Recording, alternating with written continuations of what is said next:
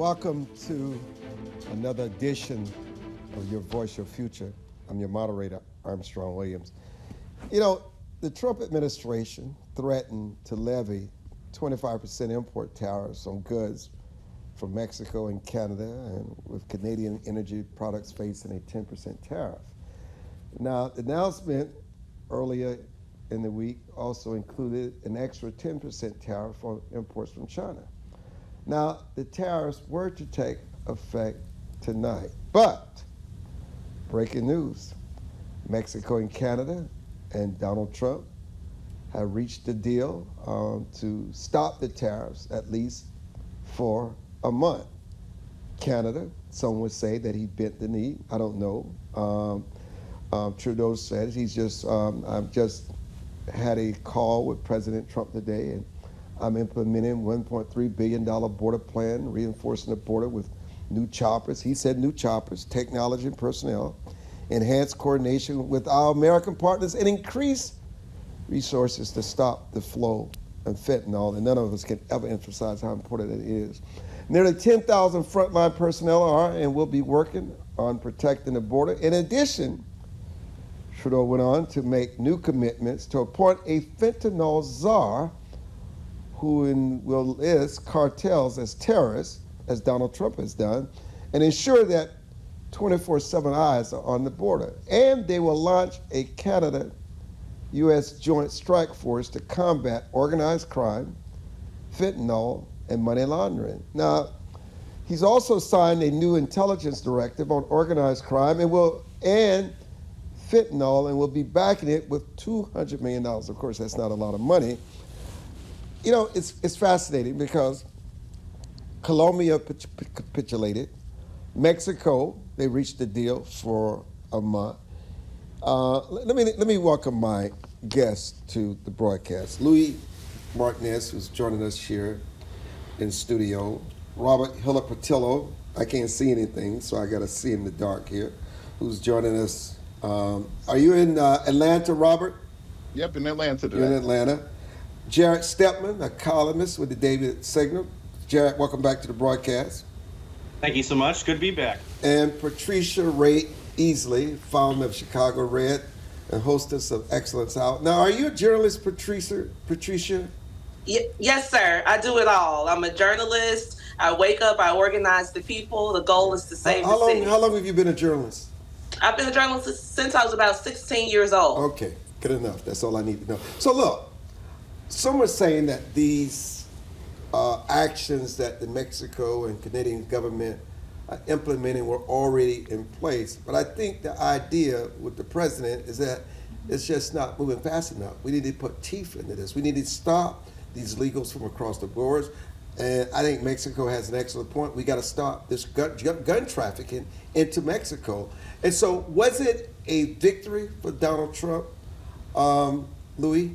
I think so. I think that there are many objectives that the new administration had with the threat of tariffs. Because if you look at the countries that Donald Trump has first put their attention on, it's been Canada, Mexico, Colombia, and Panama. And those are actually the closest allies that the U.S. has in the Western Hemisphere.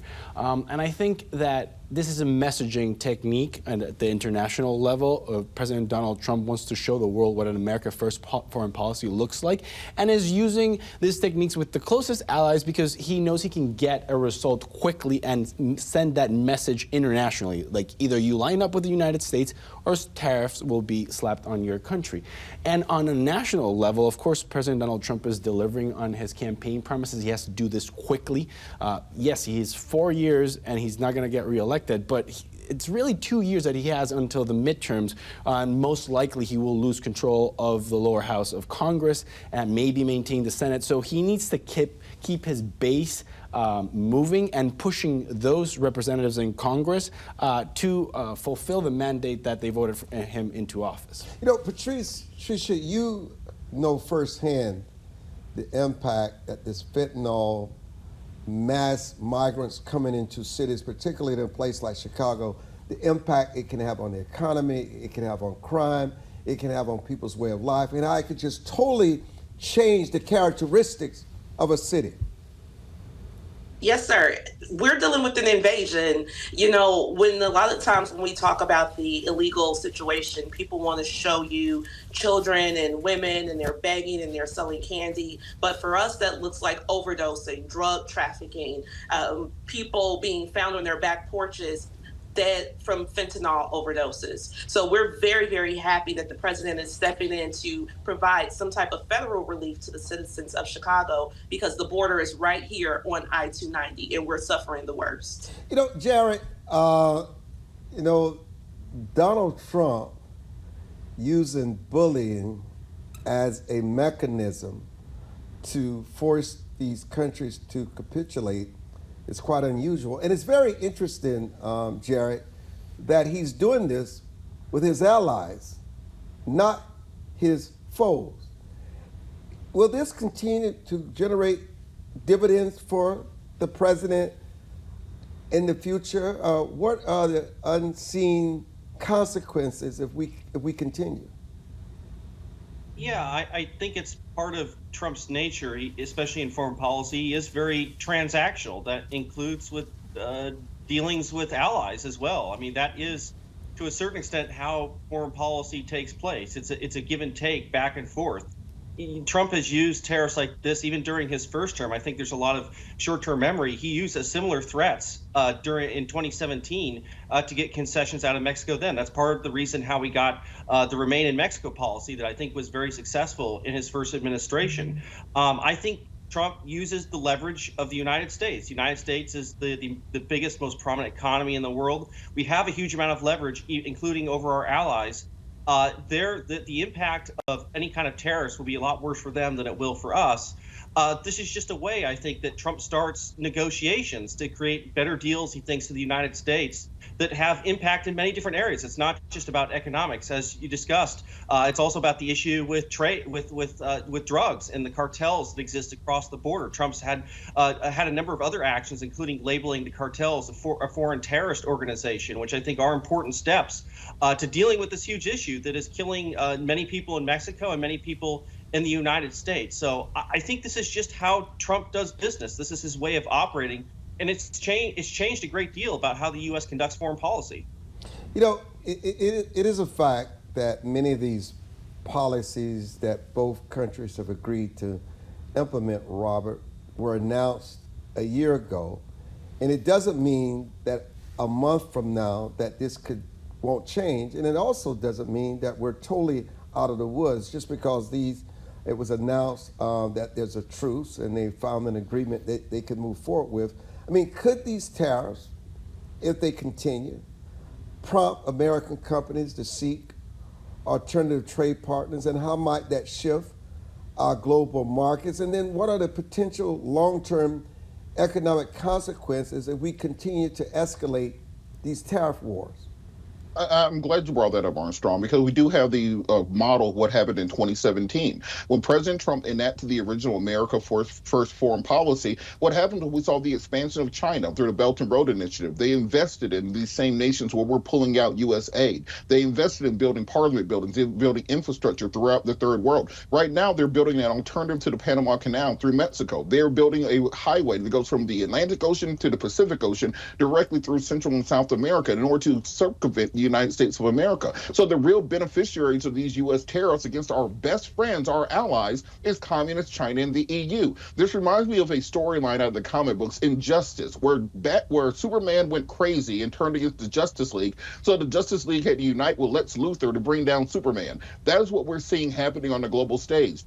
We tell our European allies, we will not fund your defense. We tell your best friends in Canada and Mexico, we're going to tariff you. We tell our Central American allies of Panama and Colombia that we are simply going to run over your government. It forces people to create a multipolar world. And at a time when the BRICS alliance is getting stronger, when a time when American leadership seems weaker than ever, this is an idiotic move to alienate our friends and biggest economic allies when China has open arms waiting to absorb that trade and that money.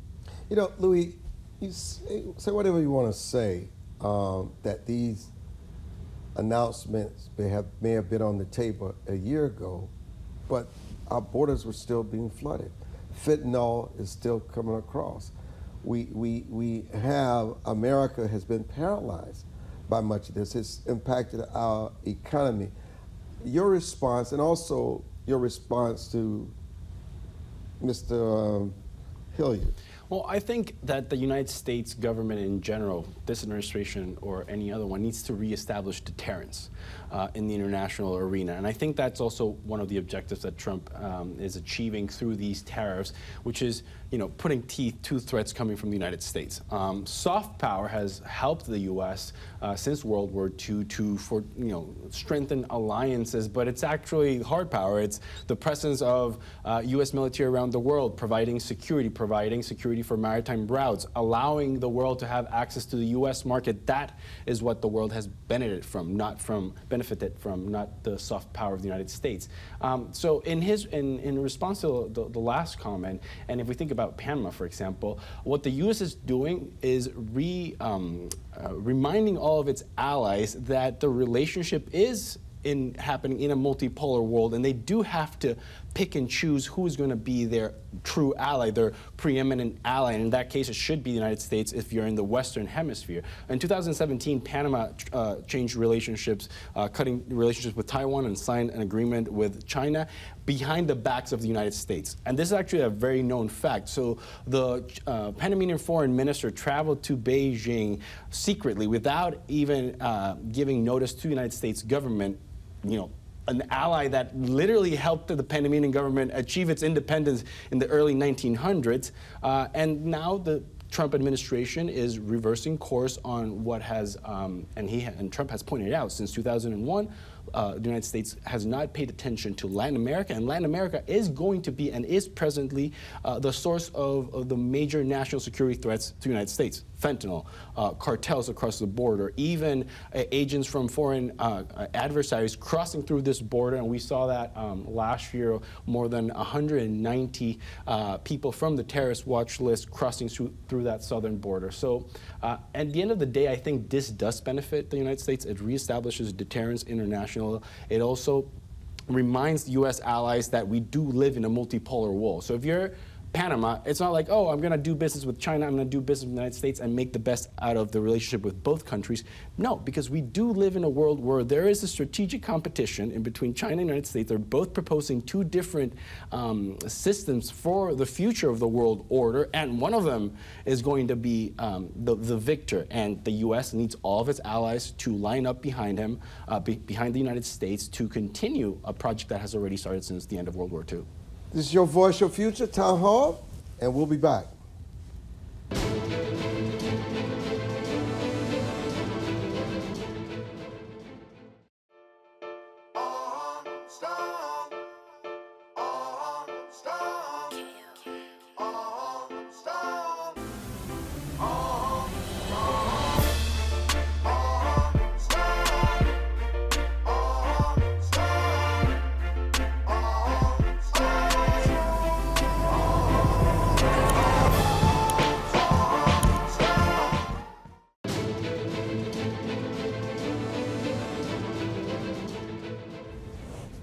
The Trump administration closed the USAID agency. He's just sweeping aside Congress, doing whatever he wants to do. Is USAID an agency in crisis? Well, Mark Rubio, the Secretary of State, said today, that he was now the acting administrator of the U.S. Agency for International Development, the federal humanitarian aid agency that has been targeted for closure by none other than Elon Musk.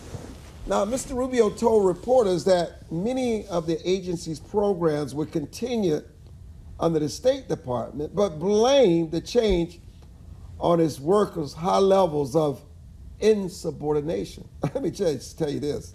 Democratic lawmakers joined a protest outside USAID headquarters after agency employees were told, guess what?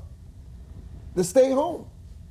I mean, let me just, Mr. Stepman, is this the right move? What are the consequences? You should think about all the things they do around the world to feed the hungry, take care of the sick, take care of those in the worst conditions. We understand there's corruption.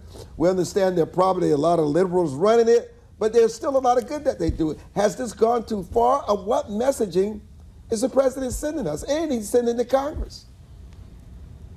Yeah, I think the message is, I mean, look, that was the original creation of the Department of Government Efficiency, is to find these inefficiencies with the government, especially with USAID. Is it funding radical projects around the globe? Is it really focused on its critical mission from the beginning? I think there are a lot within the Trump administration, certainly Elon Musk, who don't think so, who think that this program should be shut down. And I think that's very much well worth looking into. That's why DOGE was created. It was created to go into various agencies and find these inefficiencies. I think that's generally a good thing. It was interesting to see the federal employees show up and say essentially, oh, you have no authority here, Musk. But frankly, this was an agency that was created by President Donald Trump. He is the chief executive. I think it's his right to go through and find these issues within the federal government that obviously has become too bloated. It's a federal leviathan, including in its investments that it has now around the globe, many of which don't serve American interests.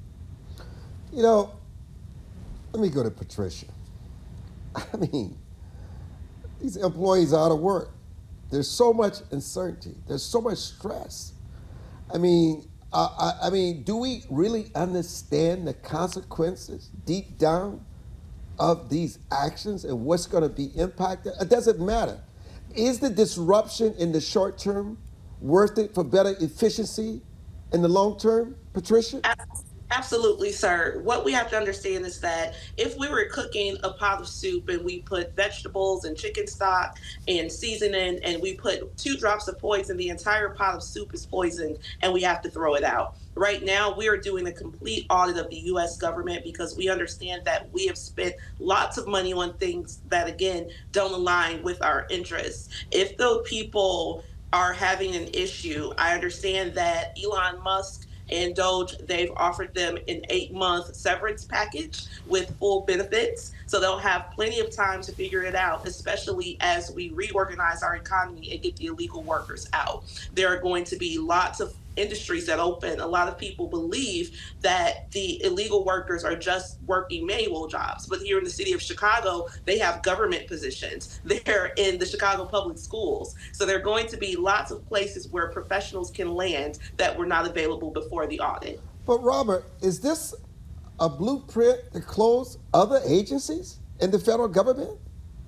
A couple things here. We have a Constitution, the United States of America.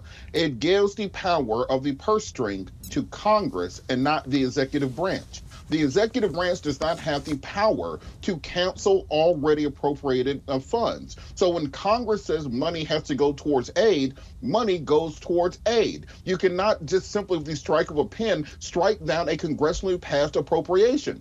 Also, DOGE is not an agency. It is a hobby. It has no governmental authority. Elon Musk has not gone through any government background check. He has not had to submit any kind of financial documentation to the American government. What we do know is that he has a gigafactory in Shanghai, China, and that they're building SpaceX-style rockets in China right now. So the point that I'm making with all of this is none of this is constitutional at all. And for conservatives who believe in small government, the idea of outsourcing billions of dollars of aid that go across the globe to a private individual in order to give people without a security clearance access to governmental documents should fly in the face of everything that the conservative movement has stood for the last 50 years. And when you do this, guess what? In that power vacuum, China shows up. Right now in Africa, people are missing malaria medications because U.S. aid is frozen. China showed up this morning with boxes of medicine to give those people. So in 50 years, if we do go into a hot war with China, who do you think those nations will ally themselves with?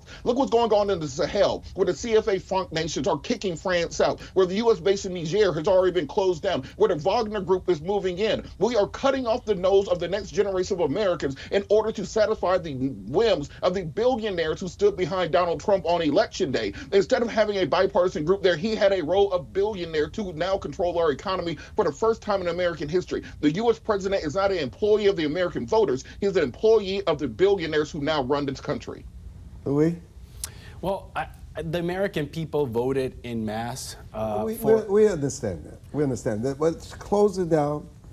USAID and the possibility of closing down other agencies, there are severe consequences. Is there a better way of doing this without disrupting so many lives of people that have benefited from this for over the last 50 years? Today, Congressman. I'm just talking about the process. Yeah. Today, Congressman Brian Mast, House of Representatives Foreign Affairs Committee, was asked this question, and his answer was that when Congress, Republican Congress, and the Trump administration ask of USAID reports on where is the money going from, and this is what Marco Rubio mentioned, the gross insubordination of people from USAID who would not give the reports of where the money was going to the executive. And today, Caroline Levitt read a list. And when you have $75,000 going to a novel, a transgender novel in Peru, or $45,000 for a DEI play that's a sneeze. That's a sneeze of what's going on. Right. I mean, come on. It's a $40 billion budget, and little by little that adds up, and it's not. But are you not concerned about the people that really need and are dependent and relied on this agency? And I don't think that they will be failed by the United States, and I don't think that should be the priority of the United States to take care of other people's other than American citizens. And all those efforts helping other people around the world have to benefit American citizens and have to be in line with American foreign policy. And they're not. The previous person mentioned soft power and whether other people in the world will choose China in the future. I don't think that the world will switch countries in Africa just because a shipment of malaria didn't arrive for 2 weeks when the U.S. have been providing aid to these countries for over 60 years. I think it's most likely not the right way of going about it. Okay. It's creating a tension in between Congress and the executive, but at the same time, it's highlighting an issue. We're talking about it. Everyone is talking about it. Congressional Democrats went to USAID today and staged this protest, and they called the acts illegal. They called Elon Musk corrupt. Okay, but how about you fix the problem within Congress? Because $40 billion coming from USAID is not helping the American people. You know, Jarrett, let me put this in perspective for you. Just 1 week into Trump's presidency, and the Department of Government Efficiency, according to reports, saved taxpayers just over $1 billion by canceling $1 billion worth of DEI contracts. Now, $1 billion is not a lot of money. Let me just be clear. Discrimination, including racial preferences, extreme focuses on race and racial-based policy, are saying it has no place in government. Now, Doge is making good on his promises to save the government money. And many people will say that for the first time, we have a government agency that is dedicated to saving the government money rather than squandering it. We don't need to see our growing deficit near 40 trillion continue to grow. Instead, people say we need to start shrinking it. We need to stop spending on superfluous and unnecessary things, and we cannot allow bureaucracy to bankrupt our country. And if Doge can do this in 1 week or 2 weeks, there's no telling what they'll be able to accomplish in 4 years. And so many people believe that Doge must keep up the pace and not slow down for the good of all Americans. But Doge's impact impacts all people all around the world. And many people are going to be displaced. A lot of people are going to be hurt. There's a lot of fear, not only in America, but all around the world. How do we address that, Mr. Stepman?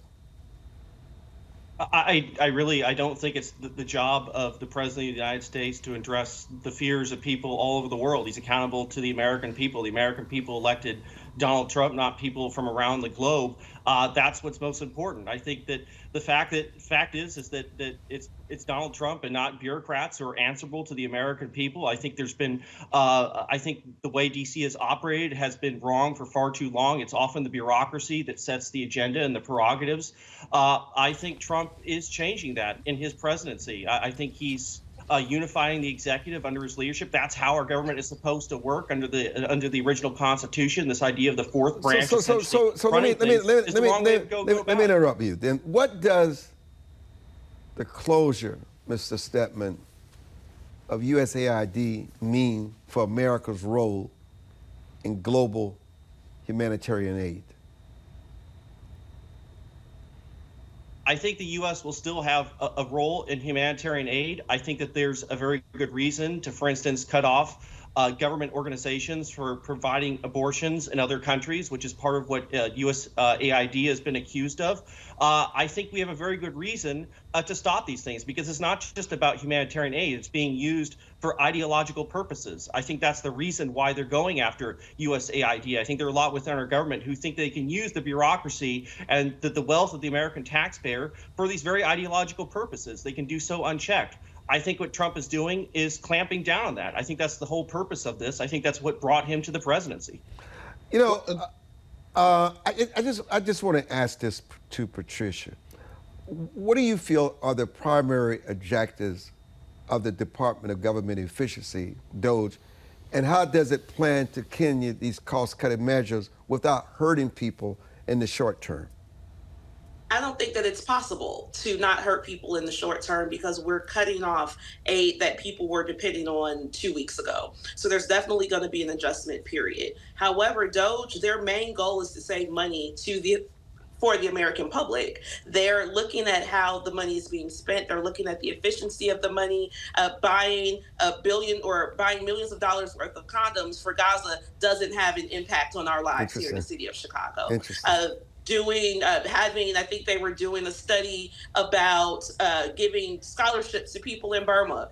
People in Chicago need to go to college. We need American dollars to pay for us to go to school. So I think the goal of DOGE is to bring home all of our dollars and make sure that the money that the American public is paying to the government is taking care of the American people first. And I don't understand how anyone could have a problem with that, seeing as how our entire lives, I mean, no offense, but you're the oldest person here. I'm sure your entire life you've been listening to people talk about government spending and inefficiency, and now we have a solution. So I think that we should be patient and wish them well, because this is going to turn out really well for the American people. Wow. No, I gotta go to break. No, brother. No, I gotta go to break. I do, and I'm going to break, and we'll be back.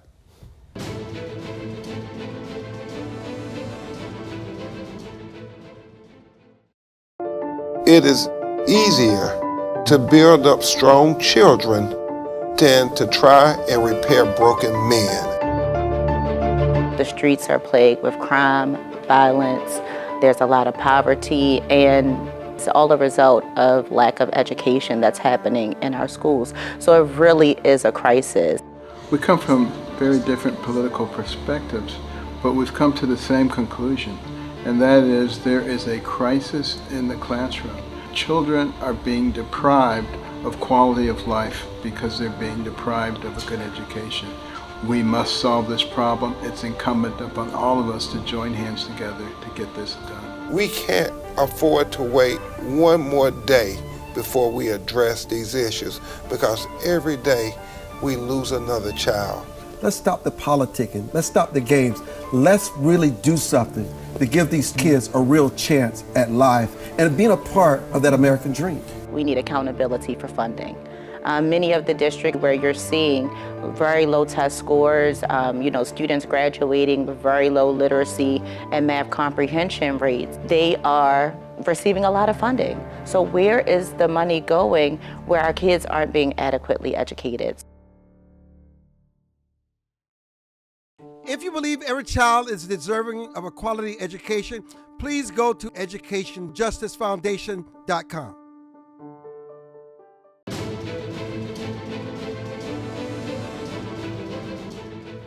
You know, Robert, it is something to wrap your head around on what they use as an example of government waste, but it really gets people going. Just what we decide to spend money on, and Americans find themselves suffering and want to become a priority when it comes to their own taxpayer dollars. But I know you were trying to say something when we were going out to break, so I wanted to come back to you. Well, this is the point that I'm trying to make with this DOGE initiative. We're talking about $40,000 here, $70,000 here. Elon Musk's own company, SpaceX, is being paid $4.3 billion right now to develop a human landing system for the Artemis program to potentially land on the moon in 10 years. So Elon Musk, if he wants to save the government $4.3 billion right now, he doesn't need to cut any DEI. He doesn't have to go after USAID, doesn't have to freeze anything. Just give the $4.3 billion back to the government and use the $400 billion you have in the bank to develop it yourself and just advance American spaceflight. Want to go a step deeper? The Artemis program since 2012 has cost the U.S. government $93 billion. We have not come close to the moon. The Artemis program was built off the architecture of the Constellation program started in 2004. We spent $230 billion on that program and not come close to the moon. So when I hear conservatives talk about they want to cut government wasted spending, they're talking about going after the least of these, going after the poorest people in this country and indeed this globe, letting people die from malaria, letting people miss HIV, AIDS, and sub-Saharan Africa medications, which may result in the formation of mutations in the virus so that the medications we've been using for the past 20 years may not even work, create a new HIV epidemic that could kill millions around the globe. But guess what they won't go after? Wall Street. They won't go after corporate tax loopholes. When President Biden tried to go after corporate tax loopholes, they said they were sending Gestapo after the billionaire class. They have to understand that Elon Musk is not trying to cut government spending. He's trying to cut poor people out. And if he wanted to actually cut spending, he could give back the billions of dollars he's getting for the government and be easy peasy, lemon squeezy, done already by Friday. You know, Patricia, in light of President Donald Trump's recent executive order to recognize only two sexes, male and female, major agencies like the Department of State, the Department of Homeland Security, and U.S. Customs and Immigration Services will no longer process any applications which come their way that use the gender X. Now, let me remind our audience that the gender X was added in April of 2022 under the Biden-Harris administration to recognize people who don't conform to a gender. One would think that the government, regardless of their views on gender, would at the very least want people coming into this country who have to be vetted properly to ensure that they have no ill intentions to have an accurate sex assignment on the applications. And you would think that people who travel to and from our nation with a passport will want to be properly vetted as well. But let me remind you of this, Patricia and everyone else. Under the Biden-Harris administration, that was not the case. By allowing the gender X to be used, they made it that much easier to forge documents and fraudulently get through the immigration vetting process. Remember, this, at least, is about national security. Gender ideology should never come in the way of our safety, Patricia. I totally agree. We have to understand that we live in a globalized world. Other countries are not recognizing gender X. So even when we recognize it here in the United States, our systems may not necessarily line up with global systems that only recognize two genders. Within this gender policy, we have to understand that it got completely out of control. Our goal is not to diminish people in their identities or who they believe they are. This is just accurate record keeping. You were born a female or a male. That's it. However you choose to identify, you can identify it that way. You can convince people to follow your identity. But when it comes down to official record keeping, it has to be uniform throughout the world so that we can properly screen our people as they come into our country. Again, I don't know, this is such a small community and we don't want to ignore a micro community. However, we cannot base our entire global policy on people who choose to make themselves something other than what we all recognize them to be. You know, Mr. Stepman, at the Department of Health and Human Services, they're eliminating the HIV agency. And also in other agencies across the government on website, there's a script and everything about these pronouns, he, she, whatever they call themselves, and they're removing all transgender and everything related to LGBTQ. Is that gone too far? No, I think it's what the American people want. I don't think the American people ever wanted these things and these agencies. I think they were created to appeal to a very small pseudo-elite within our societies, mostly those who dominate college campuses, brought this ideology to our government. I think it was mostly very much unwanted. And I think it's only appropriate now that it's being completely reversed. Hopefully, it'll never return. Now, that doesn't mean it won't return. Certainly, another administration, a Democrat administration, will certainly prioritize these things once again. But I think a very clear message was sent in the election that the American people are tired of this. You know, there are only two sexes. This inclusion of all this ideology into our government and how our government works was unacceptable from the beginning. And I think we're reversing that now. You know, Louis, you know, how do other countries handle their gender identity on passports and immigration applications? And do you believe there will be legal challenges that might arise from the elimination of gender X as a recognized category?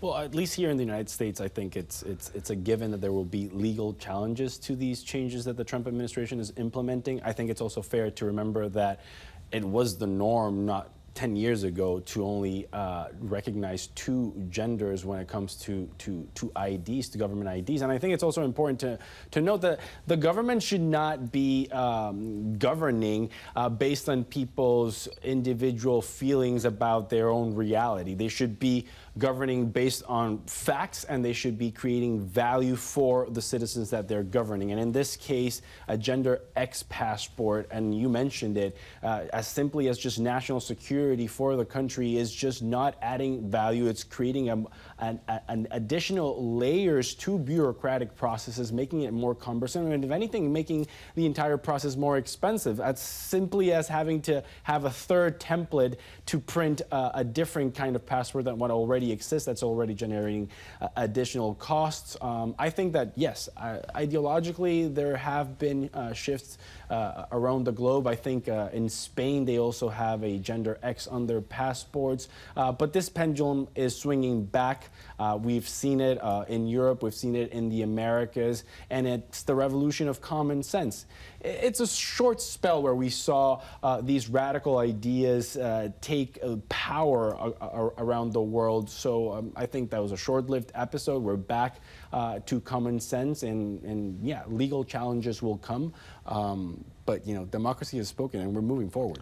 You know, Robert, isn't this exactly what Donald Trump told people he would do when he was campaigning for the White House again? Isn't this exactly what isn't it so unusual to have someone actually run for president and make promises and actually keep them? Do you think people thought he was going to be serious or he was just talking? In fact, I must tell you, I'm stunned at the speed of lightning that he's putting this in place. I'm stunned at how prepared he and his team are and how they understand government. And the question is, how will Congress and the Democratic minority respond to it, Robert? Well, I think we have to restore our constitutional values. Francis de Tocqueville talked about the tyranny of the majority, because I keep hearing people say, well, this is what people voted for. There's a such thing as a tyranny of majority. And there's a point in time where slavery was widely accepted in America and had popular support.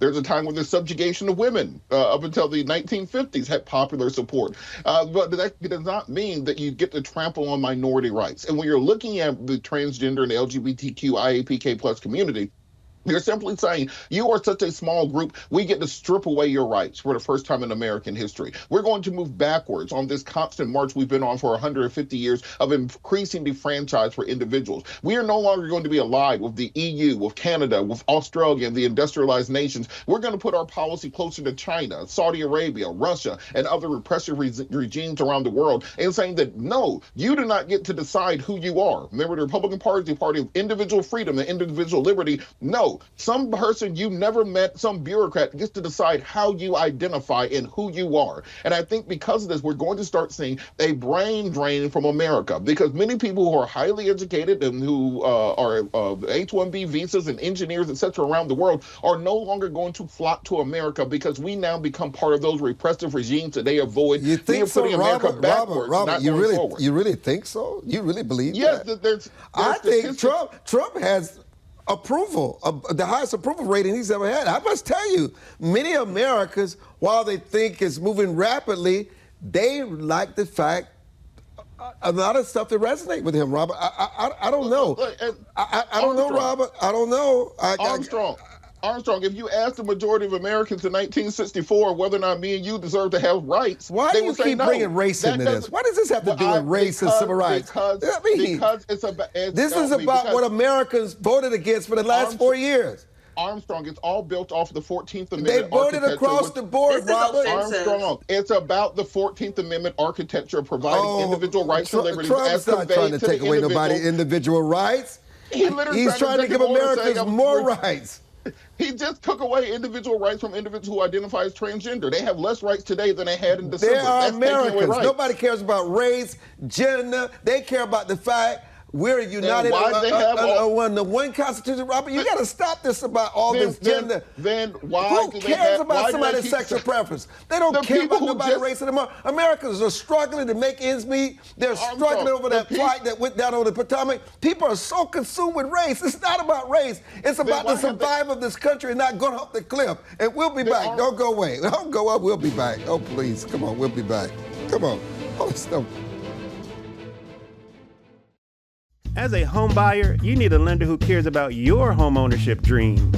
United Security Financial has been helping families secure their dream homes for 30 years. We're a national fair practice lender that provides affordable mortgages and low down payment programs to eligible home buyers. To learn how United Security Financial can help you secure your dream home, call 1-800-373-4186.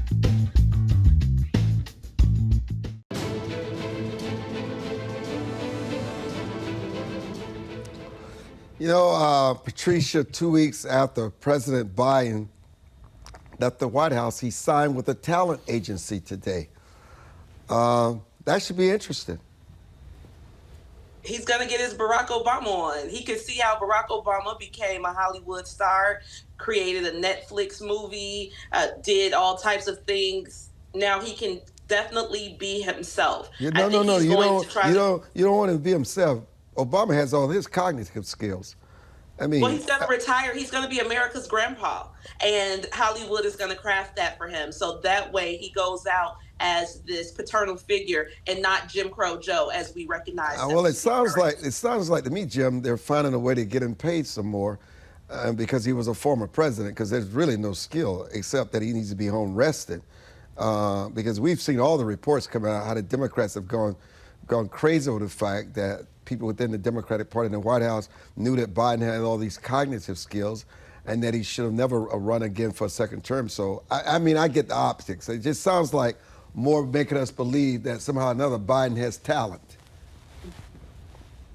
Stepman, I know you're speechless. We'll move on to something else. It's okay. There's nothing to say here. You know, what I do want to, no, let's talk about real issues, okay? I just thought I'd mention our former president. But listen, Trump has asked Congress to give $1 billion of aid to Israel to increase their bomb capacity, their missile capacity, their overall warfare capacity. I mean, what message is this sending, Jim? What's going on here? Netanyahu is in the United States. In fact, he's in Washington, D.C. as we speak.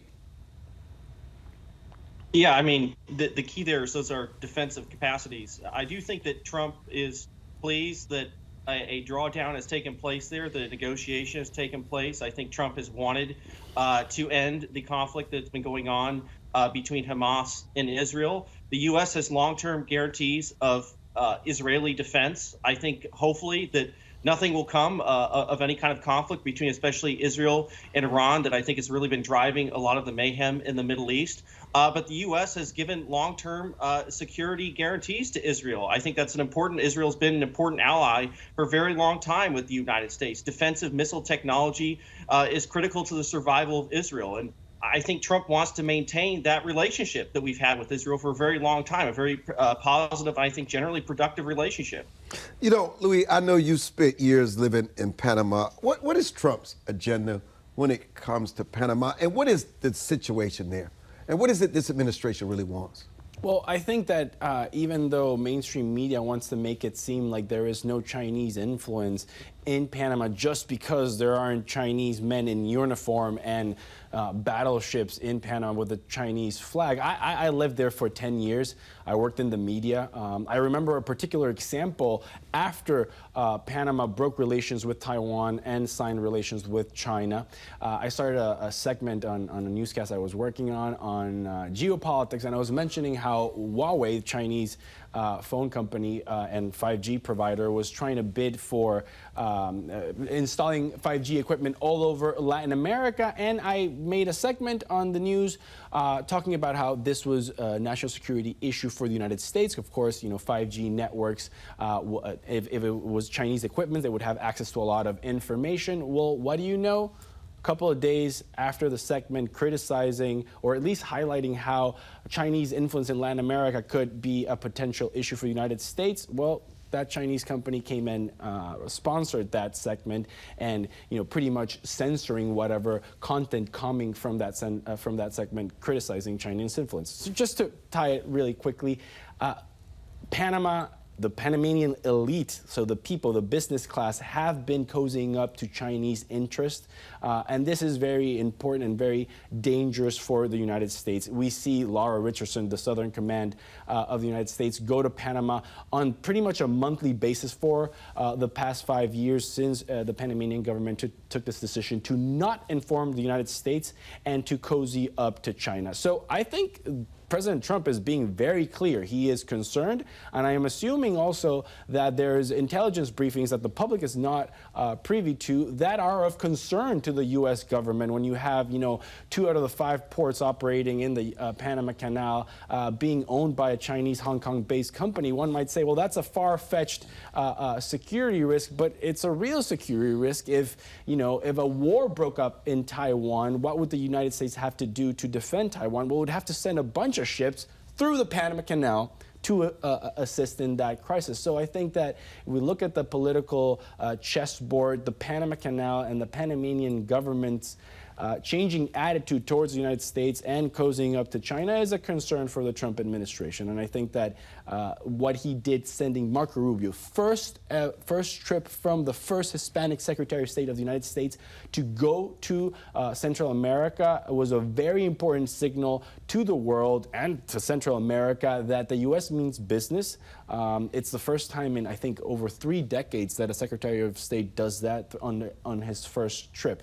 And, the other first foreign dignitary that Trump is receiving, in Benjamin Netanyahu. And that's also a very important signal because Trump really does want to have the normalization of relations in between Israel and Saudi Arabia. So he's, in a very tacit and at the same time explicit way, setting the priorities of this American first foreign policy, and also highlighting how it's important for the U.S. security in the Middle East and security through maritime pathways in Central America that facilitate trade for the entire world. Robert, I do want to mention a little before we close shop here tonight that it looks like all Trump's nominees are going to be confirmed.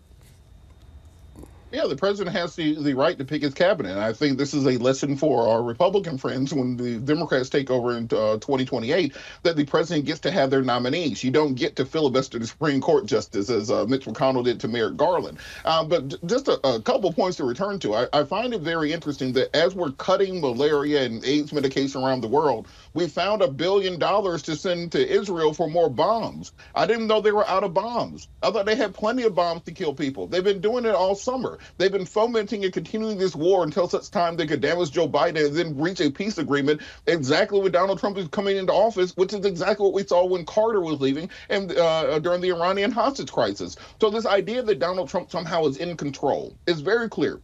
Benjamin Netanyahu and Elon Musk are in control of the government right now, and Donald Trump just signs little pieces of paper from time to time to keep them mollified while giving away the wealth of this nation to other countries. And I think when the American people finally realize how much of our democracy has been sold off and auctioned off to the highest bidder, they're going to have very grave concerns about what the future of America is as we degrade these institutions and install loyalists who will be inside of these government institutions for generations to come. We're only 30 or 40 years from now going to find out the exact damage that this MAGA takeover of the American government will do. But you can't be mad because they wrote it in Project 2025, showed it all to us, and then people simply didn't believe it.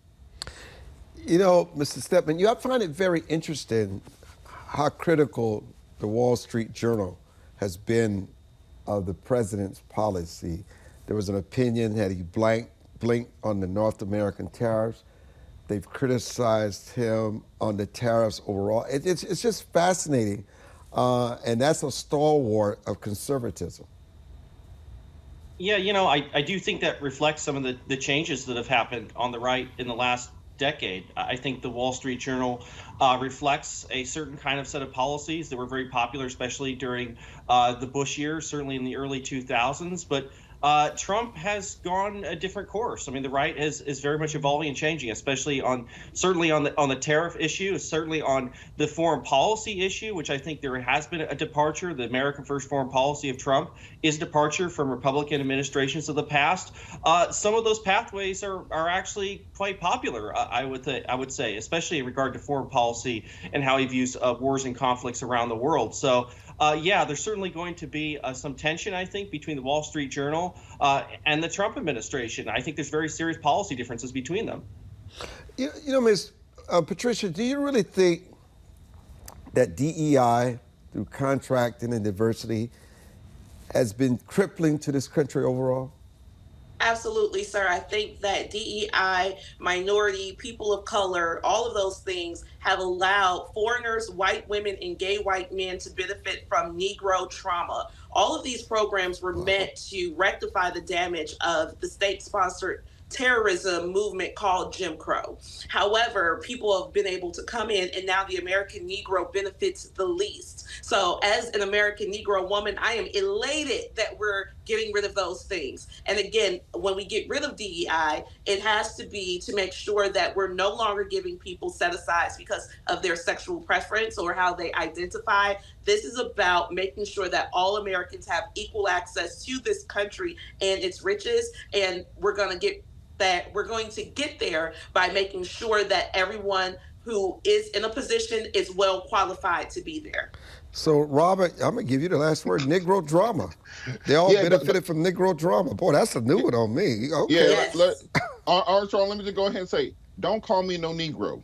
We fought long and hard. I am not a Negro. I'm a black person. Are you an immigrant? I am not a Negro. You can be a Negro if you want, because that was the point of subjugation. That is on my parents' Cook County birth certificate.